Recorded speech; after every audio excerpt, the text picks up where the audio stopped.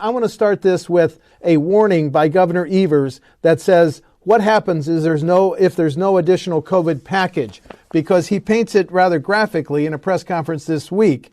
He said that the state would have to pay all pandemic-related costs beginning in January. He warned of dramatic cuts. And it's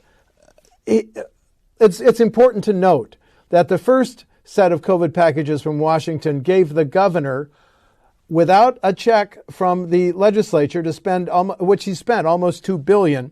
He spent that on higher ed, healthcare systems, help for businesses, retail, and energy assistance. So I wanted to start with a warning from Governor Evers how this could threaten the current fiscal year spending if there is no additional COVID-19 package.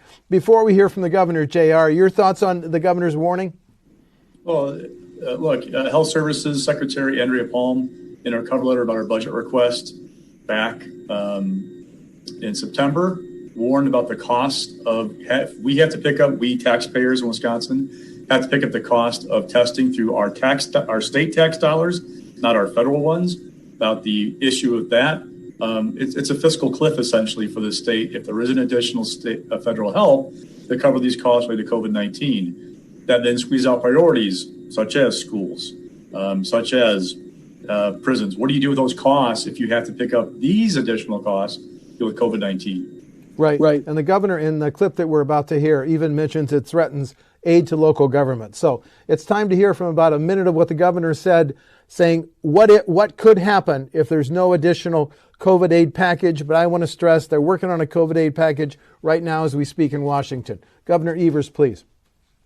We'd have to make some very, very, very difficult decisions in our next budget. Any, money for schools is at risk. Funding for our health care outside of COVID-19 is at risk. There's a lot of things at risk that as part of our state's budgets and our state's efforts.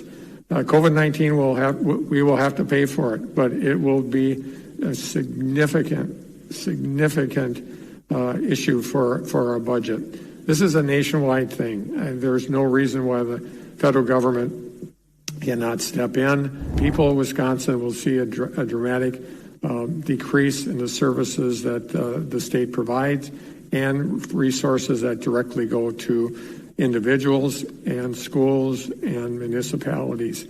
We have to take care of COVID-19 first. And if the federal government isn't going to do their job, we will have to make the hard choices in Wisconsin.